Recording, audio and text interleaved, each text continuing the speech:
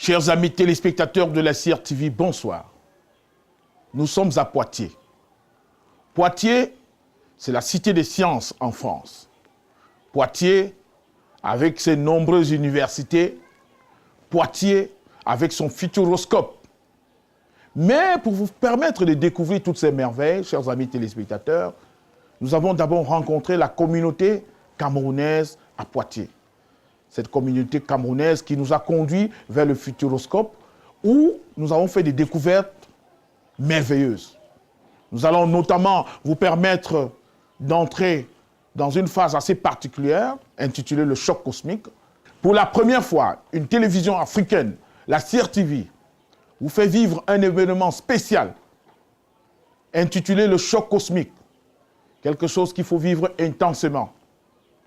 Et nous voulons vous dire que quand vous aurez vu le choc cosmique, vous aurez compris beaucoup de choses sur le monde qui nous entoure. Expérience à ne pas manquer. Après le choc cosmique, nous allons vous faire vivre une autre merveille du monde. La Note bleue. Nous sommes à Poitiers. Nous vous faisons visiter le futuroscope grâce à la communauté camerounaise de Poitiers. Et enfin, on finira avec la Note bleue. Quelle note? Restez sur Soirée spéciale. Il faudrait absolument qu'on essaye de visiter l'attraction, le choc cosmique dont je parlais. C'est une attraction beaucoup plus intéressante dans la mesure où elle nous renvoie un peu l'existence de notre planète à près de 250 milliards d'années. Et nous ramène un peu comment la transformation cosmique s'est faite jusqu'à nos jours. Après, nous irons, il y a les astromouches, on n'ira pas voir les astromouches. Après, il y a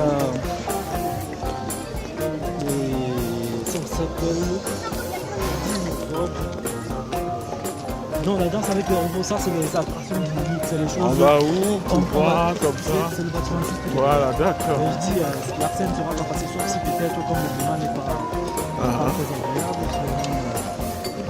on pourra avoir un peu de place. Ouais, d'accord. D'accord. Donc, il faut qu'on voit ça, il faut qu'on voit le choc cosmique. Il faut absolument voir le choc cosmique. Yes. Ici, nous avons le voyage terrestre. Ouais. On pourra voir ça également. Chers amis téléspectateurs de la CRTV, nous allons avec vous vivre le choc cosmique ici au Futuroscope de Poitiers. Nous sommes juste à l'entrée et on va vous faire vivre cela comme vous ne l'avez jamais vécu nulle part ailleurs. C'est la CRTV qui vous le donne en exclusivité. On est dans une salle attenante. Ce n'est pas encore ici le choc cosmique. Nous sommes juste à la salle d'attente. Vous voyez donc ces écrans où vous pouvez vous divertir en attendant véritablement de pouvoir vivre le choc cosmique. Le choc cosmique sera lancé dans quelques instants. Dans quelques instants seulement. Ouais. Oui, président. Ce que je voulais montrer, c'est un peu cette maquette de, disons de l'engin spatial. Ouais. Donc ici on a présenté l'engin spatial, comment ça se passe effectivement un peu, que ce soit au niveau ici, de la simulation. Ça donc, c'est la simulation. de... mais c'est une simulation réelle, il faut le dire. Ouais. Franchement. Ça c'est Spirit, ça a été envoyé sur Mars en 2004 en fait. Ouais. Ça c'est Spirit, c'est un engin qui a été envoyé sur Mars en 2004. Donc c'est là pour embellir, pour que les visiteurs du Futuroscope puissent constater par eux-mêmes un engin réel qui a l'habitude d'explorer Mars dans des... Voilà. Ouais, vous savez que Valérie, le vice-président du SECAM, lui c'est un initié, c'est presque ce travail que vous faites dans le laboratoire où tu fais des recherches. Oui, au laboratoire d'informatique scientifique et industrielle de l'ICI. Donc on est assez familier avec cette problématique-là. Nous allons vivre quelque chose de spécial, je vous assure. Donc Billy Show International, soirée spéciale, je vais faire mon entrée dans l'espace dans quelques instants. ce sera le premier journaliste de la CRTV qui va prendre la responsabilité d'aller dans l'espace et de vous retransmettre véritablement les sensations qu'on ressent quand vous êtes un astronaute, quand vous êtes un cosmonaute, ce qu'on ressent véritablement. Dans quelques instants, donc, soirée spéciale dans le cosmos, ici au Futuroscope, dans ce qu'on appelle ici le choc cosmique. Vous voyez la planète Mars et toutes ses composantes, ses caractéristiques. Mais je vais vous faire vivre cela de manière assez claire quand j'entrerai dans le cosmos dans quelques instants. Soirée spéciale dans le cosmos, la CRTV dans le cosmos. C'est dans quelques instants. On vous présente Mars et tout. Je suis entouré de mes amis qui vont faire le voyage avec moi dans le cosmos. Bonjour, ça va? Oui, on va aller dans le cosmos dans quelques instants. Ce sont des amis. On va partager cette émotion assez spéciale. Nous attendons. On avait longtemps rêvé de faire ce reportage assez particulier sur les endroits extraordinaires. Cet endroit extraordinaire, assez particulier. À la CRTV, vous voyez, je suis entouré de beaucoup de citoyens du monde qui vont faire également un tour dans le cosmos et qui vont vivre l'expérience avec moi. Ce sera pour la première fois que je le répète, et ce n'est pas pour rien que je le dis, qu'un journaliste camerounais va faire cette expérience pour le compte de la télévision camerounaise. Et j'espérais vous retransmettre ces émotions, ces sensations que je vais ressentir, pour que vous qui n'avez pas la possibilité de voyager au Cameroun, la CRTV nous donne une opportunité, pas comme les autres, de vous faire vivre les mêmes émotions que vivent les autres citoyens du monde dans de pareilles circonstances. Le président de l'association des Camerounais, Parfait, et le vice-président André Parfait et le vice-président Valérie sont là. Tous sont des scientifiques, ce sont des chercheurs de haut niveau. Je vous ai montré le travail qu'ils font au niveau de la science pour que la science évolue. Vous, on va reprendre avec vous. Vous êtes chercheur dans quel domaine? Il faut dire que je fais la spécialisation en tribologie. Oui. Et donc, c'est la spécialisation en tribologie. Tribologie, ça veut dire quoi? Et donc, simplement, c'est pour dire en un mot, c'est l'étude de frottement. Étude de frottement. Effectivement. Et Valérie? Chercheur également? Oui, chercheur en informatique industrielle. Je m'occupe de tout ce qui est toutes les problématiques autour de l'intégration de données, parce que de nos jours, force est de le savoir, les données qu'on manipule sont fortement hétérogènes et malheureusement, on a besoin de les partager. Il faut développer des modèles d'intégration pour toutes ces données hétérogènes.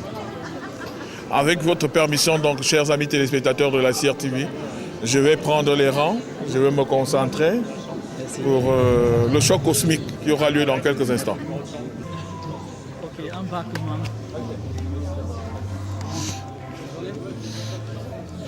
Embarquement, là. Ouais.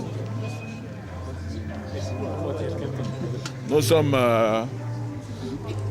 en train de...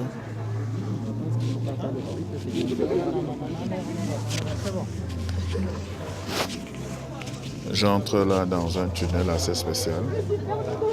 Les gens... Chers amis téléspectateurs de la CRTV, je vous fais ce reportage en dehors du cosmos. Le ciel apparaît avec beaucoup de nuages. Vous entendez la musique en fond. Oui, docteur. Oui, docteur. Voilà notre planète Billy derrière nous. Voilà à quoi ressemblait notre planète. Et autour de la planète, on avait les étoiles. Et c'est comme ça, effectivement, que l'existence de notre planète était. C'est tellement beau. C'est impressionnant, franchement. Ah, on est bien là. Confortablement installé, le nez dans les étoiles. Relaxant, hein? Écoutez ça. Seigneur, qu'est-ce que c'est beau. Non, c'est les étoiles. Donc on a des millions et on avait des millions et des millions d'étoiles autour de notre planète. Et donc ces étoiles... Le monde change beaucoup, dit-on. Ça, c'est pas faux, mais c'est pas nouveau. Tout l'univers bouge et change en permanence. Et ce sont les étoiles, les planètes, les galaxies n'arrêtent pas de gigoter dans tous les sens, entraînées par la gravité. Alors inévitablement, il arrive qu'elles entrent en collision. C'est pas très rassurant tout ça. Mais à quelque chose près, malheur est bon, comme dirait ma grand-mère. Car ces collisions peuvent arranger les choses. Allez, on va se faire un petit voyage intergalactique, histoire de découvrir comment les collisions cosmiques modèlent notre univers. Je vous emmène dans le passé, le présent et même le futur. Expérience unique. Bon, on va commencer par la Lune. Ah, la Lune. Blue Moon, lune rousse, éclair de lune à maubeuge. Mais comment elle s'est invitée là, celle-là, dans nos nuits romantiques? Pour en savoir plus, flashback de 4 milliards et demi d'années. Donc, nous avons la planète, comme je le disais, 4 Cette grosse boule de bouillie rougeoyante, c'est la Terre. Ah si, mais au tout début. Chers amis téléspectateurs de la Pardon? CTV, voici la Terre. Ah non, il n'y avait pas de vie là-dessus. C'était il y a très longtemps, je vous dis. Et à cette époque, le système solaire était un véritable La Terre Far vient West. d'apparaître. Des blocs de roche gros comme des planètes circulaient un peu n'importe comment. C'est pas possible. Et voilà. Un de ces gros rochers a percuté la Terre. C'est pas possible. Oh, ça a été moins une que notre belle planète ne finisse en morceaux. C'est pas possible. Regardez. De la roche en fusion a été projetée partout dans l'espace. Et tous ces bouts de cailloux sont restés en orbite autour de la Terre, à cause de la force de gravité.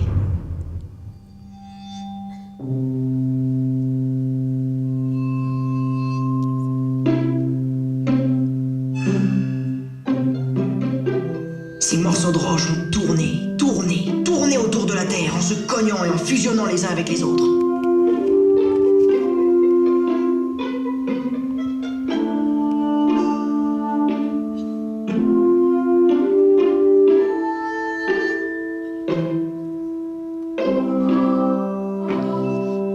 Billy, voilà notre planète car il n'y avait pas encore de vie sur Terre. Tu trouves pas impressionnant? C'est terrible. J'ai la chair de poule. Ah oui, J'ai les franchement. larmes qui coulent aux yeux. Et là, jusque-là, c'est rien, Billy. Dieu existe. Parce que après ça, je vais te dire, après toutes ces transformations, je vais vous amener dans une autre attraction. C'est-à-dire qui fait la suite de ceci, où les dinosaures avaient apparu et comment ils avaient vécu. Et avant qu'il y ait un autre second choc cosmique, pour que les dinosaures se Ils ont transforment tourné finalement jusqu'à et nous la devenir nature se comme une grosse transforme, boule. avant que l'homme La Lune. commence à apparaître. Incroyable, non? Il semblerait qu'il ait fallu moins d'un mois pour arriver à ce résultat. Pas mal, finalement. Et dire que tout ça est né d'une collision, ça fait rêver. Enfin, moi, ça me fait rêver. Et c'est pas tout. C'est cette collision qui a rendu possible la présence de la vie sur Terre. Eh ouais, étonnant ça, non? La force de l'impact a fait s'incliner l'axe de notre planète, créant les saisons. Et c'est l'attraction gravitationnelle de la Lune qui donne lieu à nos marées. Ah, ça vous la coupe, hein? Eh, je vous rassure. Aujourd'hui, notre système solaire est calme. RAS, rien à signaler. Et pourtant, on subit tous les jours les effets de milliards de collisions. Le fautif, le voilà. Le soleil. Bon, attention, hein. Le soleil est pas prêt de nous tomber sur la tête. Faut en finir avec cette légende. Notre orbite est stable et devrait le rester encore quelques milliards d'années. Bon, après, je réponds plus de rien. Ce que je voulais dire, c'est que toute la vie à la surface de la Terre dépend de collisions à l'intérieur du Soleil. Le Soleil est une étoile comme les autres, mais comme il est beaucoup plus proche, Merci le soleil. on le perçoit comme une grosse boule incandescente qui nous éclaire et nous réchauffe paisiblement. Merci de le soleil. Paisible le Soleil? Faut voir.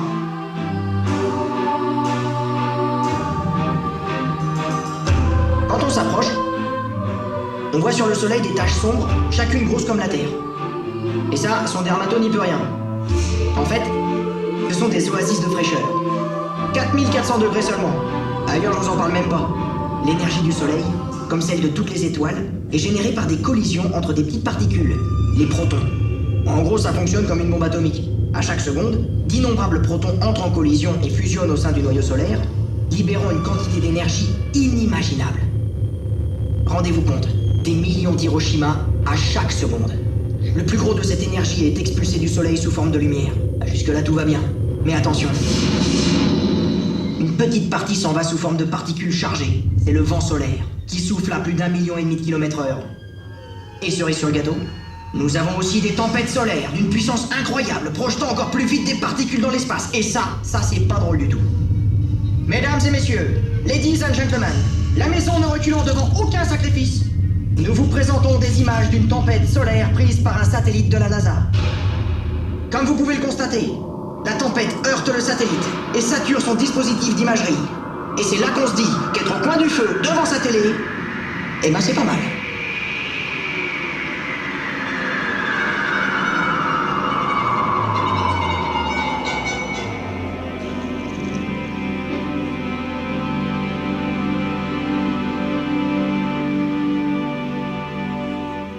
Le vent solaire balaye les planètes chaque seconde de chaque jour.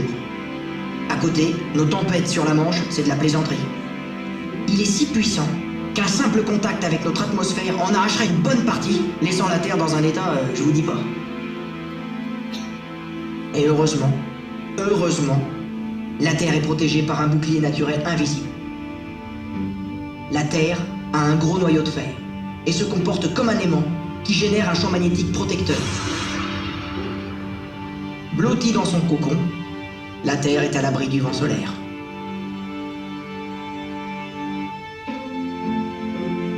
Mais il y a toujours des skieurs.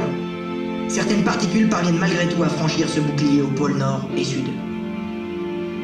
Et là, elles entrent en collision avec les couches supérieures de l'atmosphère terrestre, provoquant l'illumination des gaz atmosphériques pour un somptueux spectacle, les aurores boréales.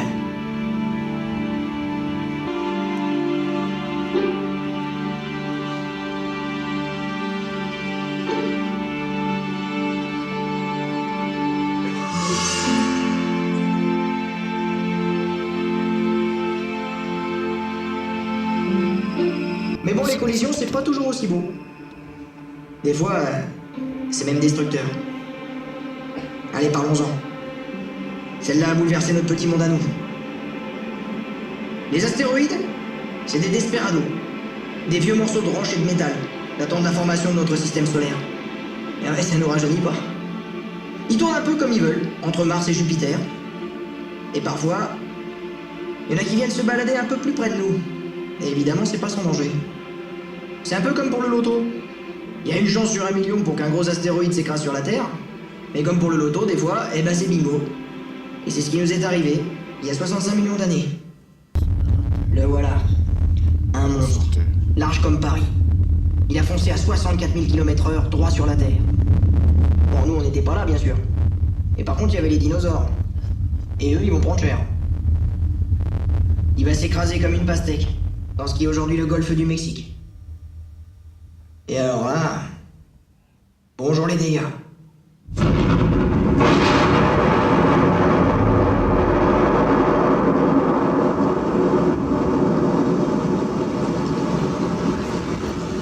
Cet effet qui vient de se passer là, Billy, c'est ça qu'on parle souvent en géographie, le phénomène de dislocation des continents. Je ne me rappelle pas le terme bien, mais la séparation des continents de la Terre.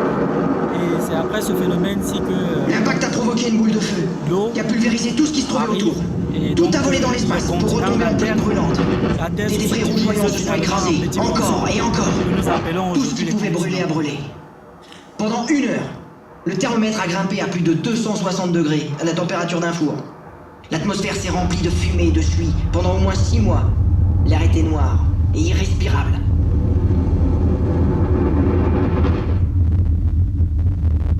Autant dire que ça a fichu la saison touristique en l'air, et pas mal d'autres choses avec. En tout cas, comme la plupart des animaux, les dinosaures n'ont pas survécu à cette catastrophe. Ce fut la fin de leur règne. Pauvres bêtes.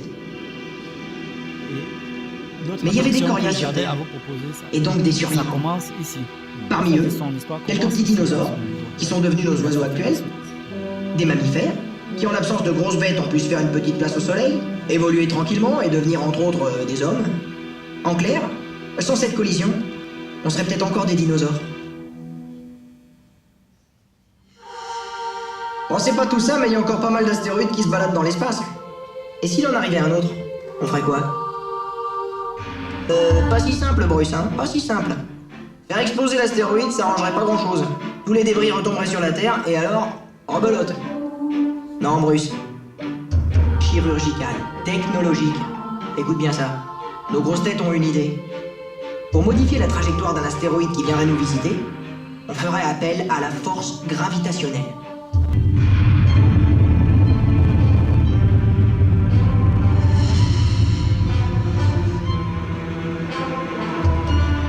En fait, si vous avez une autre super idée, n'hésitez pas. Hein. Parce que moi, j'ai pas envie de finir comme les dinosaures. Vous avez une boîte à idées à la sortie.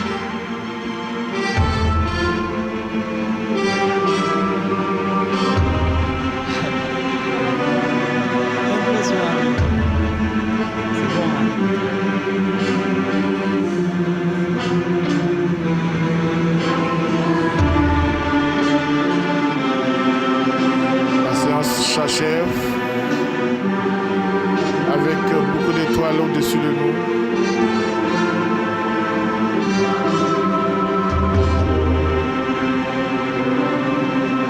Une ambiance pas comme les autres.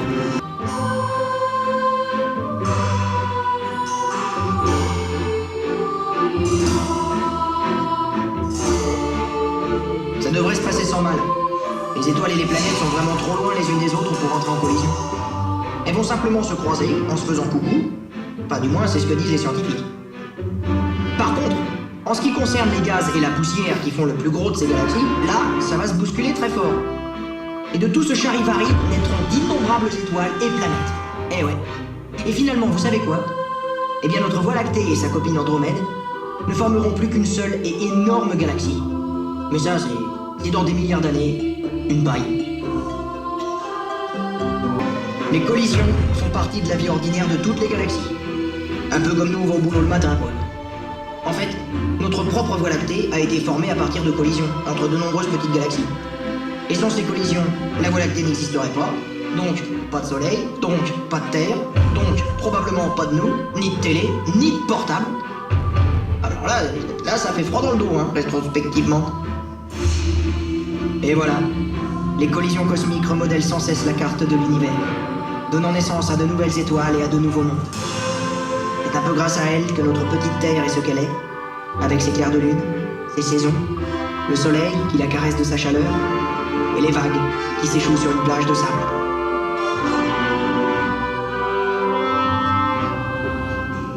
Et jusqu'où notre curiosité nous poussera-t-elle dans notre découverte? Eh bien, pour le savoir, rendez-vous dans quelques milliards d'années. Une paille. Nous venons donc d'assister à la Mesdames et conclusion messieurs, de... nous espérons que vous avez fait un bon voyage et vous retrouvez bientôt sur nos lignes Futurospace. Au revoir et à bientôt. Chers amis téléspectateurs de la CRTV, nous espérons vous avoir fait vivre La intensément narration de cette belle aventure était cette assurée collision, par votre ce humble choc serviteur, cosmique Laurent Deutsch. en La direct musique originale du est de Cyril Fonteux. direct du Futuroscope de Poitiers. Chers amis téléspectateurs de Soirée Spéciale, maintenant que vous avez vécu avec moi cette émotion intense qu'est le choc cosmique, je vous invite maintenant à aller à la rencontre de la communauté des Camerounais à Poitiers. Quelle communauté constituée essentiellement d'intelligence. Vous avez vu ces jeunes hommes qui nous ont guidés, qui sont des chercheurs d'un autre niveau.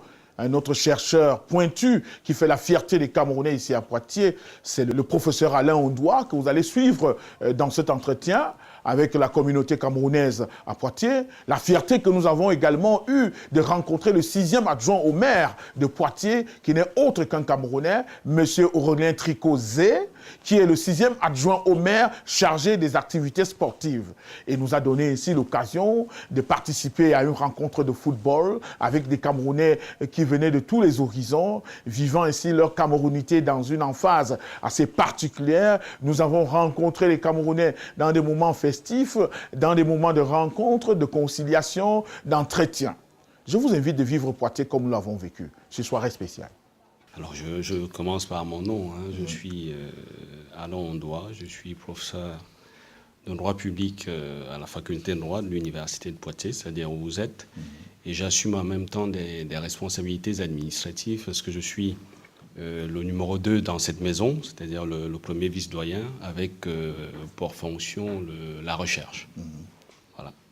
Un parcours assez atypique, c'est d'autant plus que beaucoup de Camerounais, en tout cas, je veux parler de ceux qui suivent régulièrement l'évolution de l'élite camerounaise, ne vous connaissez pas beaucoup, c'est beaucoup de discrétion. Vous êtes arrivé ici depuis quand? Est-ce que vous avez des relations permanentes avec le Cameroun ou tout simplement vous êtes venu à la recherche d'un certain perfectionnement que vous avez retrouvé ici et que vous essayez de perpétuer à votre manière?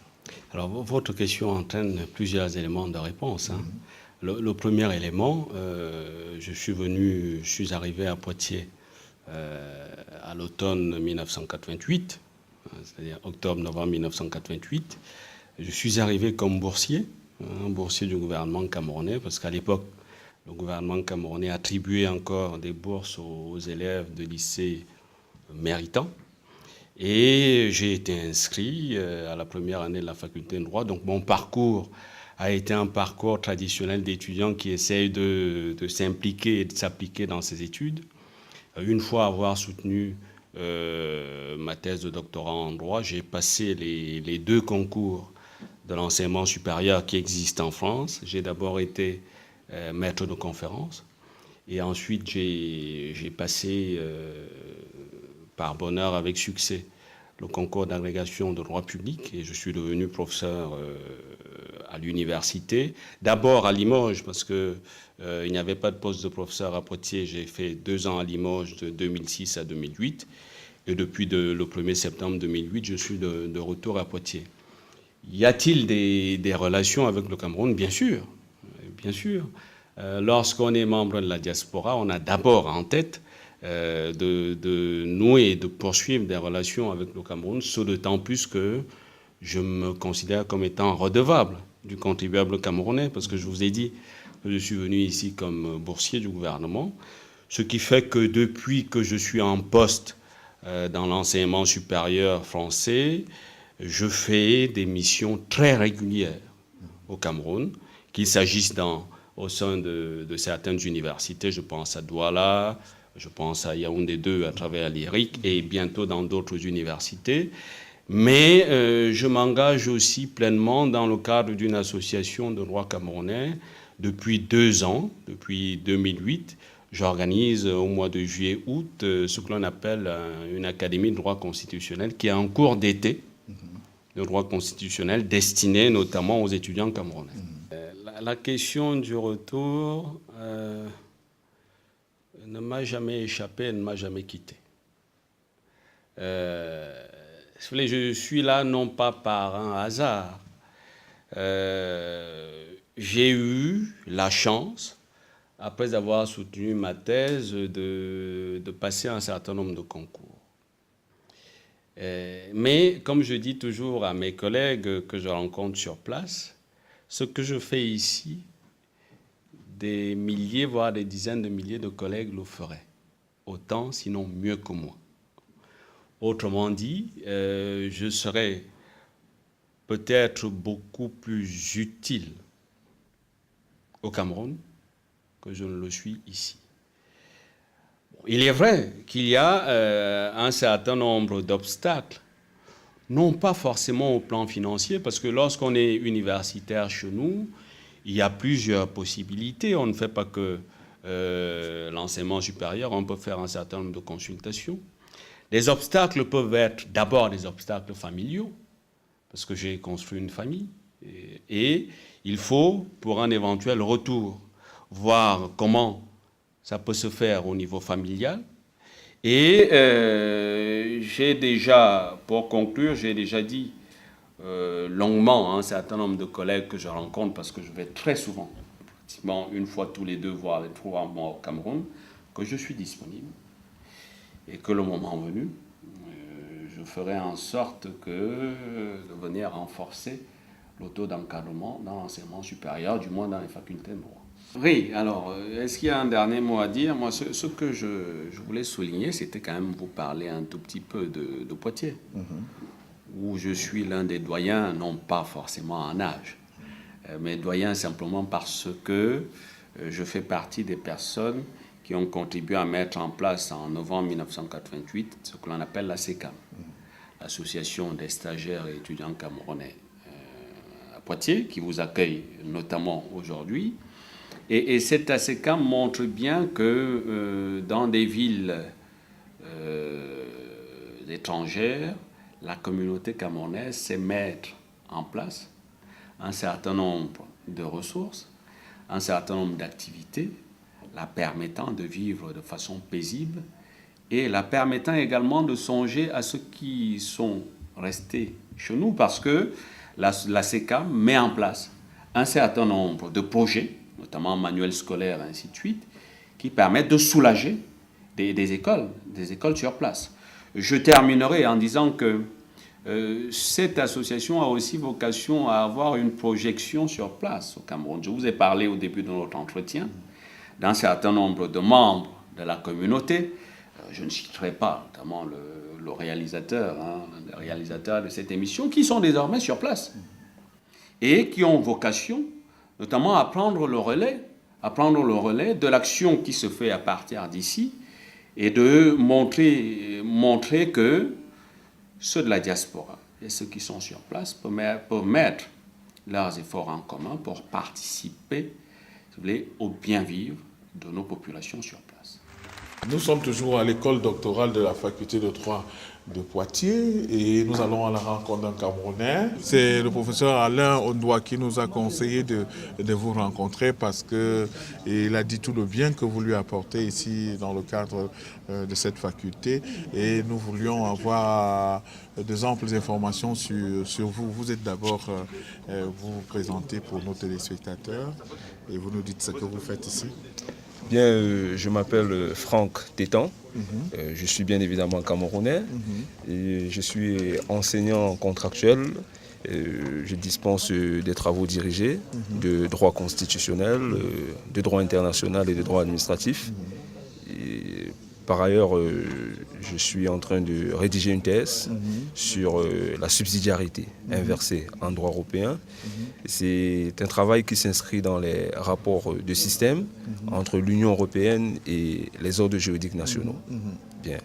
Tout simplement, voilà un peu ce que je peux vous dire. Et comment un jeune Camerounais en vient là? Ça commence comment? Ça commence au pays? Ça commence comment? Parce que les potes, ils regardent, ils vont certainement te reconnaître. Tu as fait quand même une partie de ta scolarité au Cameroun, oui, notamment. Il faut le dire, j'ai commencé à l'université de Yaoundé 2 Soir, où j'ai fait 7 ans. Ça a été un peu long parce que le système n'est jamais assez évident. J'ai travaillé, j'ai fait un mémoire de DEA avec, sous la direction du professeur Magloire Ondoa, qui a été mon premier maître et à qui j'adresse un bonjour particulier. Par la suite, je m'étais rendu compte que c'était un peu coincé, les choses n'avançaient pas. Et j'ai eu un pouce de la famille. Je me suis retrouvé à Poitiers où il a fallu faire un deuxième DEA, cette fois-ci de droit international. Et après, il y a eu ouverture des postes. J'ai fait acte de candidature. C'est vrai que je me disais, je ne suis pas dans mon pays. La faculté de droit de Poitiers, c'est une faculté réputée difficile. Est-ce que j'aurais la possibilité d'avoir le poste? Bon, par la grâce de Dieu et par la force du travail, j'ai été retenu. Et si le doyen Alain doit vous a parlé de moi, c'est parce que je fais l'effort de donner le meilleur de moi-même. Et là également, c'est une manière de participer à l'évolution des choses, dans la mesure où, lorsque, par exemple, je fais des enseignements de droit administratif, à titre de droit comparé, je fais souvent appel aux décisions du juge administratif camerounais. Et il y a des étudiants au préalable qui ne savaient même pas qu'il y a un État où le développement du droit administratif est aussi poussé qu'au Cameroun. Parce que quand vous faites une étude comparée avec certaines juridictions administratives africaines, le droit administratif n'est pas développé. Mais lorsque vous dites à un étudiant français, voilà sur tel point, le juge administratif français pense que, mais le juge administratif camerounais pense aussi que, ça vous fait plaisir de savoir qu'ils sont en train de prendre des notes sur des décisions, affaire Ngongan Djanké Martin, affaire Bilicho contre l'État du Cameroun, et des choses pareilles, ça fait plaisir. Et je pense que même étant loin de son pays, on contribue à la valorisation du pays.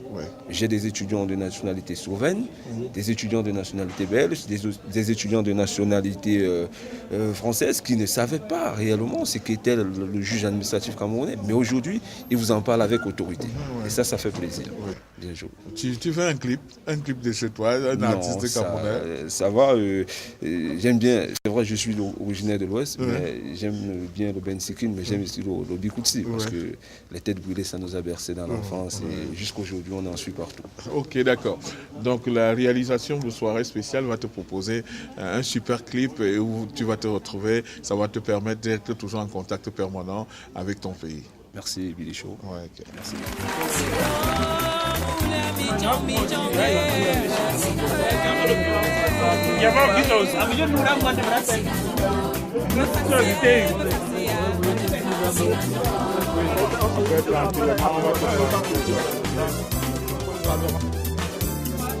Alors,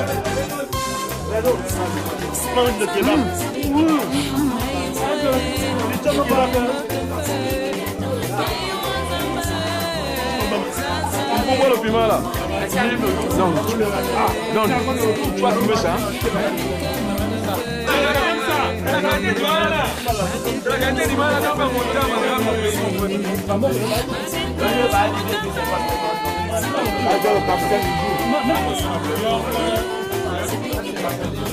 Il faut interviewer le capitaine de...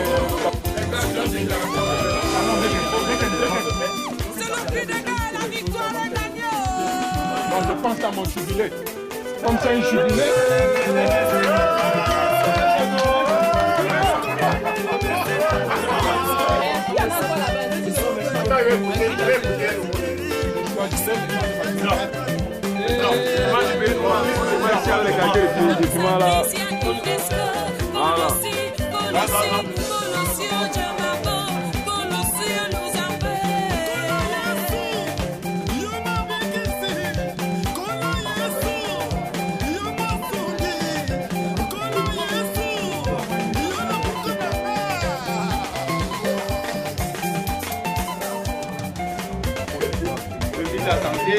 Le ministre des Affaires étrangères, le ministre de la Justice, le ministre...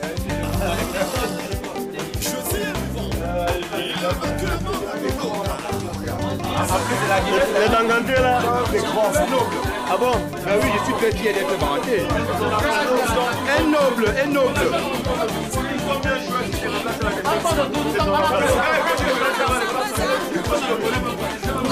On a dit. Mais tu sais que je ne sais pas d'où ils sont. Je suis le 10 journaliste dans mon équipe. C'est quand tu vas me chercher. Je cache même Michel Souma.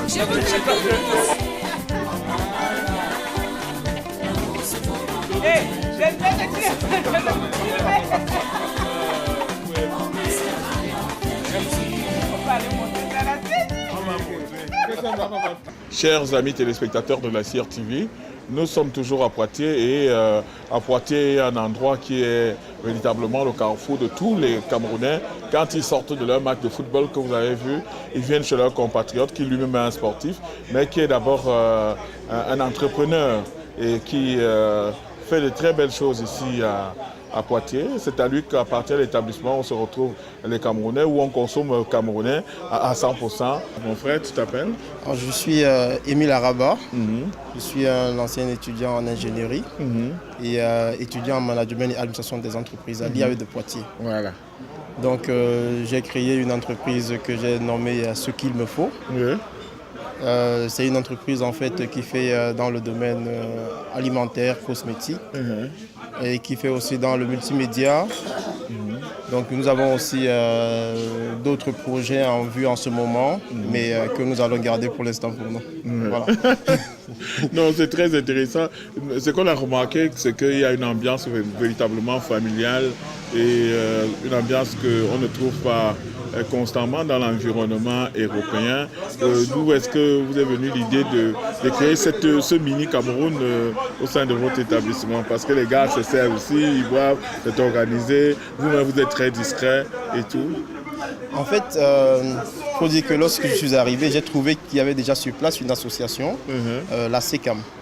Donc en fait, autour de cette association, le but était de réunir les Camerounais qui arrivaient à Poitiers, que ce soit les étudiants ou pas, dans l'objectif de les aider en cas de nécessité, afin que les uns et les autres ne se retrouvent pas tout seuls. Donc par la suite, j'ai essayé de m'informer pour savoir s'il y avait quelque chose qui pouvait faire encore mieux. C'est ayant pris suffisamment d'informations et ayant évalué le besoin que m'est venue l'idée de mettre en place cette structure qui aujourd'hui en fait est une structure où tous les Camerounais se retrouvent et chacun se sert un peu plus ou moins comme il veut. Donc il n'y a pas tout à fait un contrôle, mais les gens sont tout à fait honnêtes. Ce sont des grands garçons. Voilà, c'est des grands garçons. Chacun est conscient de ce qu'il pose comme acte. Donc ce qui tranche quand même avec nos habitudes entre nous. Oui, bien entendu.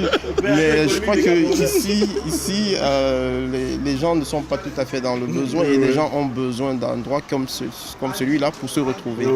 Et donc on sait tous et chacun que le but, c'est que chacun d'entre nous essaye d'évoluer. Alors, au Cameroun, j'ai commencé mes études à Douala. J'ai été au lycée de la Cité des Palmiers. J'ai été au lycée de Biémassi en classe de terminale. Ensuite, j'ai été à l'université de Yaoundé 1. J'étais étudiant en physique. Donc, tu étais à Ngouaïkélé alors? J'ai été à Ngouaïkélé, voilà. Et c'est après Ngouaïkélé que je suis arrivé ici où j'ai obtenu un diplôme d'ingénieur en mécanique. Mais par la suite, au lieu de faire en fait une thèse, j'ai préféré faire du management des entreprises. Voilà, dans la perspective éventuellement de créer ta propre boîte et de la diriger. Voilà, on va dire quoi? Qu'on a retrouvé ici un ancien collègue de la CRTV. On va dire quoi? On va dire quoi? Qu'on t'a quand même vu autour d'Alain Stéphane et Ouanet, autour de Tam Tam Weekend à une certaine époque, dans une autre vie. Ces années 90. Ah oui, c'était... J'ai gardé de très bons souvenirs. S'il fallait recommencer, je pense que je le referai. Et avec plaisir même d'ailleurs.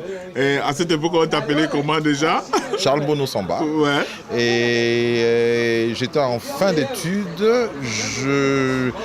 J'ai commencé avec Stéphane qui m'a mis le pied à l'étrier. Et puis après, j'ai fini en régie finale. Je faisais le journal, je réalisais le journal du soir, CRTV Last Night. Et c'était bien, c'était la belle époque. Il y a un lien avec cette grande dame qui a fait l'histoire du Cameroun. C'est ma mère. C'est la maman. Ah, je te serre la main. C'est ma mère. Je comprends, oui. Et sinon, ça va depuis ce temps-là, tu t'es converti dans quoi? Au transport. Au transport. Le transport et la lutte syndicale. Et la lutte syndicale. Ici à Poitiers. Oui, ici à Poitiers. Je suis délégué syndical, membre du bureau de l'union départementale. On prend un peu c'est un peu génétique, j'allais dire, parce que maman a été une très très grande personnalité politique au Cameroun. La seule femme qui a été membre du bureau politique pendant longtemps. Et toute une histoire politique également. Puisque le grand-père fut un grand patriote, un grand nationaliste, et chez les Boulous, le grand-père a été véritablement, c'est pas la fierté des Boulous. Votre grand-père c'était Modjomazan, c'est ça? Oui, c'est ça, c'est le père de ma maman. Oui, que j'ai eu le temps d'interviewer aussi. Ah bon? Ah oui, ah oui, je connais très bien votre grand-père que j'ai interviewé. Alors aussi, très bien, je l'ai rencontré lors d'un deuil d'un de mes oncles. Alors aussi, et tout, le feu est bonnet ici, je l'ai rencontré et tout. Et moi-même, je suis un peu de Blob aussi. Ça fait plaisir. Ça fait plaisir. D'accord. Ah oui, moi,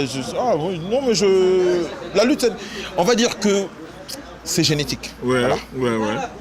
C'est génétique.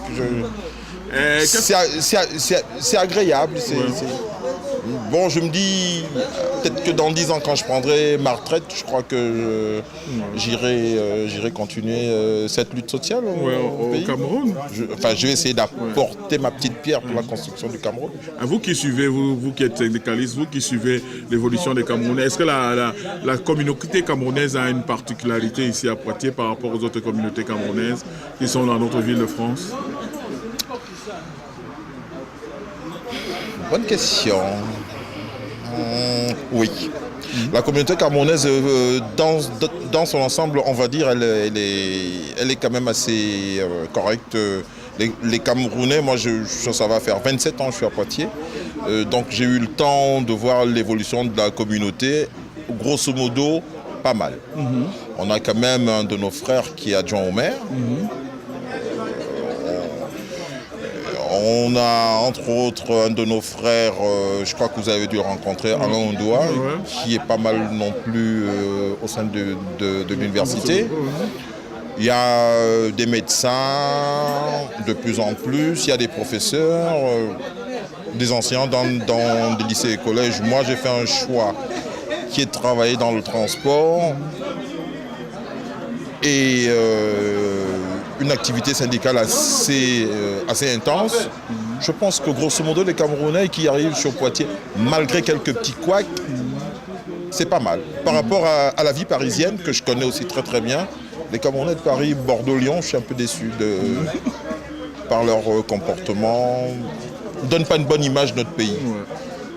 Alors, monsieur Monosama, vous avez laissé certainement des amis il y a 27 ans. J'espère qu'ils vont vous reconnaître, la famille, à gauche et à droite. C'est le moment. C'est le moment, comme on dit dans cette chanson. C'est le moment. Tous ceux qui sont restés au pays, je me porte bien, tout va très bien. Je pense à eux très fort et j'espère que dans les prochains mois, je serai au Cameroun et si je peux apporter un plus dans l'évolution de mon pays, je le ferai avec plaisir. Ouais. Alors, on danse quoi? Puisqu'on se rencontre, toi et moi. Tu veux quoi? Je t'offre quelque chose de chez toi. Un rythme musical, un artiste qui te plaît.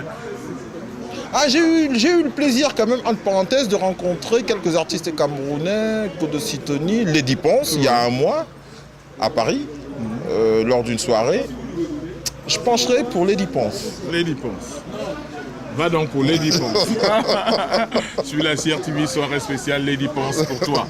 Merci beaucoup. Tu t'amuses bien. Merci. Okay. Et CRTV que je regarde d'ailleurs chez moi, par le canal de Free, par la Free, je regarde quand même la CRTV.